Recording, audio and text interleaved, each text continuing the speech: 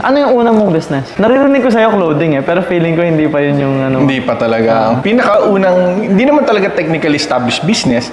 Pero syempre, if you sell a product or a service, considered as a business na.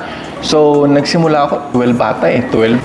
Pinakauna ko talagang negosyo talaga. The first time I sell is a service. Yung service na yun is creating a Facebook cover photo or photo banner pa ang tawag noon.